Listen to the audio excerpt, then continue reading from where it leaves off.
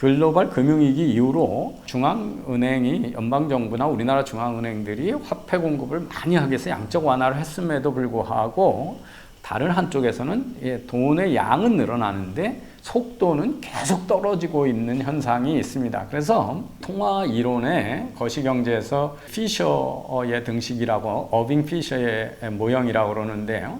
바로 아까 이제 통화량 곱하기 유통 속도 MB는 거래 총 금액, 우리가 이제 거래량을 Q라고 하고 가격을 P라고 그러면 이 MB는 PQ와 같다. PQ라고 하는 게 한 경제에서 거래량하고 거래 금액이니까 프라이스는 거래 금액이고 Q는 양이니까 한 나라의 GDP라고 하는 것은 경제활동 인구들이 거래의 총 금액을 GDP라고 하는 겁니다. 제가 바빠서 답변을 못 드렸는데 우리나라에 집값이 많이 올랐다. 그러면 그게 GDP에 반영이 됩니까? 그러면 땅값을 다 올리면 그러면 GDP가 명목 GDP가 확 올라갑니까? 그렇지 않습니다. 땅값이고 집값이고 올라가더라도 GDP에 잡히는 것은 거래가 되는 것들만 잡히는 겁니다. 그래서 거래된 거에 대해서만 잡힌다라는 걸 보시면 되고요. 그래서 통화량과 통화 속도는 GDP하고 같습니다. 그래서 저 공식에서 V는 GDP 나누기 M이 되는 거죠. 그리고 저 MB는 PQ라고 하는 데다가 고등학교 때 배웠던 미분을 하면요. 통화량의 증가, 세모 M은 이제 통화량의 증가량이고 세모 V는 유통 속도의 증가 부분이죠. 그것은 세모 P, 이게 뭐냐면 프라이스의 증가분, 그 우리가 인플레이션이라고 하죠. 가격의 증가분이고 그 다음에 세모 Q는 거래량의 증가분, 이게 바로 이제 경기가 얼마나 활성화되느냐 하는 실질 GDP의 증가분입니다. 그래서 저 식에 의하면 우리가 우선은 이제 우리가 알 수 있는 것은 GDP는 M 곱하기 V다라고 했으니까 만약에 거래량이 일정하다, V가 일정하다 그러면 M을 늘리면 GDP가 늘어나게 되죠. 그래서 단기적으로 우리가 통화량을 올려서 GDP를 올리려고 하는 겁니다. 그렇지만 문제는 여기서 M을 아무리 늘려도 V가 줄어들면 GDP는 줄어들 수도 있고 늘지 않을 수도 있죠. 왜냐하면 GDP는 M 곱하기 V이기 때문입니다. 그런데 앞에서 보셨듯이 M은 엄청나게 늘렸는데 V도 급격히 떨어지고 있기 때문에 불경기에서 M을 늘리는 것이 GDP 성장에 크게 도움이 되지 않는다는 걸 우리가 알 수 있습니다. 아까 미분했던 공식 MV는 PQ에서 M 쪽으로 놓고 V 쪽으로 빼면 저렇게 통화량의 증가는 델타 Q, 세모 Q는 실질 GDP, 그러니까 거래량의 증가, 그 다음에 세모 P는 가격의 증가, 그러니까 물가의 증가는 인플레이션이죠. 그 다음에 빼기 세모 V, 이거는 화폐의 유통속도의 증가분을 빼면 저런 공식이 된다는 걸 알 수 있습니다. 그런데 만약에 거래는 아무 변동이 없다, 경기가 올해나 지금이나 똑같다, 그러니까 일종의 우리가 소비를 하고 투자를 하는 양이 변화가 없다, 그럼 델타 V가 제로라고 그러면 우리가 델타 M, 거래량의 돈의 공급량은 GDP 성장에다가 인플레이션이라는 걸 알 수가 있습니다. 그래서 거꾸로 저걸 인플레이션 쪽으로 보면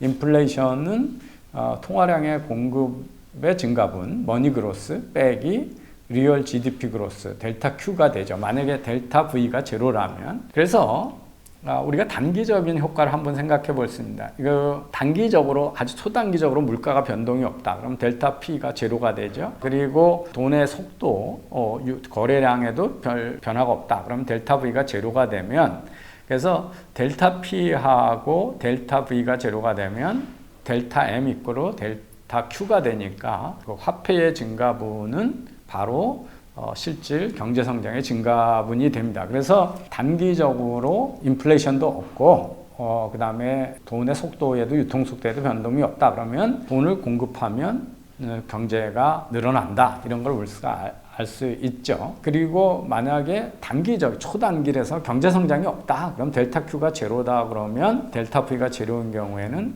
바로 인플레이션은 돈의 공급량하고 같아진다, 증가분하고 같아진다, 이렇게 된다. 그래서 밀턴 프리만이 은행에 의한 통화 공급의 조작을 반대한 이유가 뭐냐면 단기적으로는 경제성장도 없다 그러면 돈의 속도에도 변화가 없다 그러면 인플레이션은 바로 돈의 공급량 때문에 늘어나는 거기 때문에 돈을 늘리면 인플레이션이 유발되기 때문에 실질 소득이 감소될 가능성이 있다는 것 때문에 그래서 밀턴 프리만이 인플레이션이라고 하는 것은 언제나 통화 정책의 결과다. 실제 시장에서 만드는 게 아니라 통화량이 만드는 거다. 그래서 국민들의 실질 소득을 감소시키고 대개는 가난한 사람들, 그러니까 이런 인플레이션이 일어나면 가난한 사람들은 월급 받지만 자산을 갖고 있는 사람들이나 투자한 사람들은 이자가 줄어들기 때문에 부자들한테는 도움이 되고 가난한 사람한테는 손해가 보기 때문에 이게 부의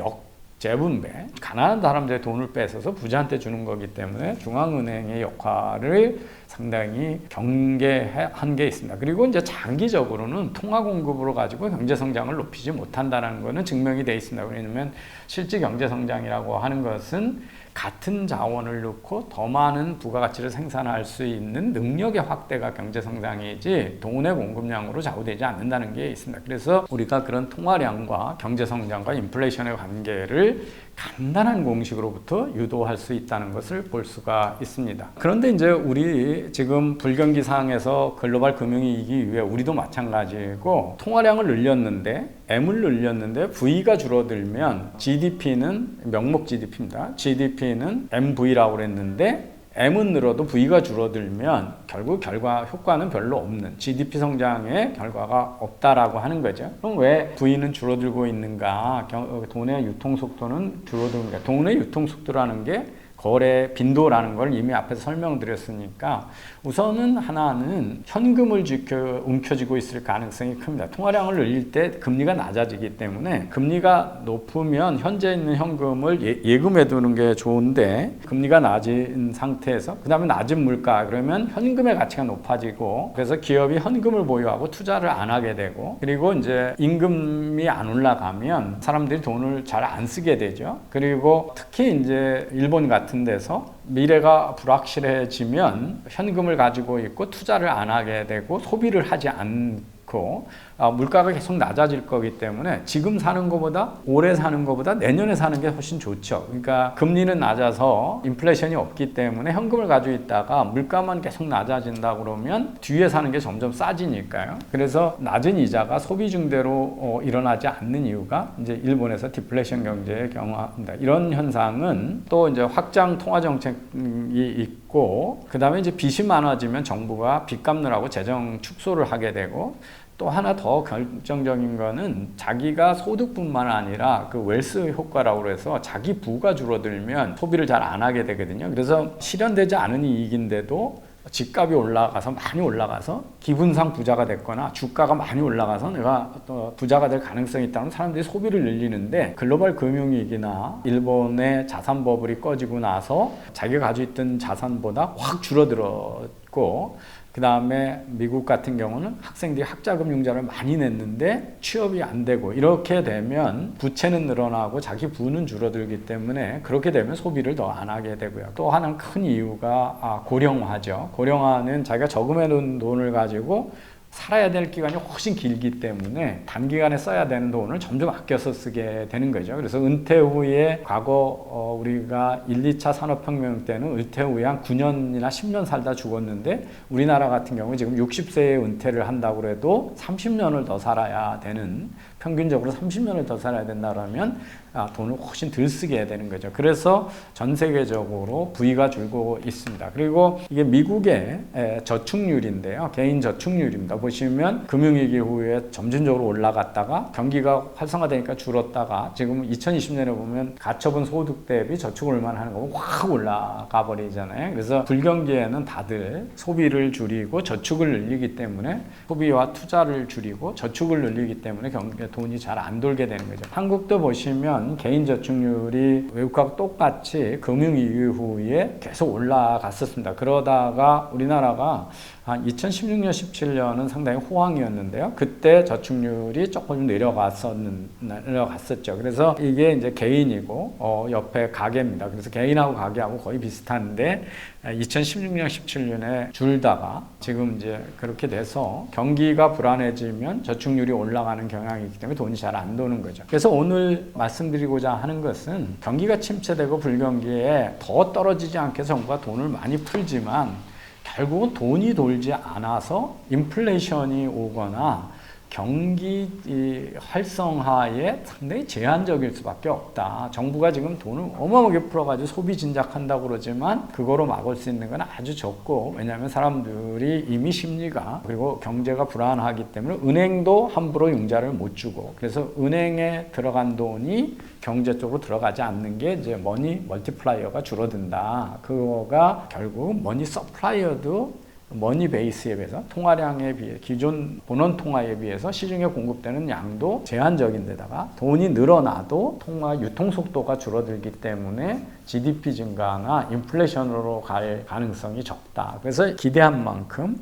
경기 불황 때 정부가 돈을 풀고 중앙은행이 막 푼다고 해서 그것이 경기 활성화로 못 가는 이유는 우리 심리 자체가, 그리고 심리뿐만 아니라 워낙 이자가 낮아서 지금 소비하는 것보다 내년에 소비하는 게 더 유리할 것 같은 디플레이션 경제에서는 V가 돈의 유통 속도가 급격히 줄어든다. 그 얘기, 돈의 유통 속도가 줄어든다는 건 거래나 투자를 잘 하지 않는다라고 하는 겁니다. 그래서 돈이 돌지 않는다는 것 때문에 정부의 재정 확대 정책, 중앙은행의 통화 확대 정책이 기대한 성과를 못 낸다는 것을 말씀드릴 수 있습니다.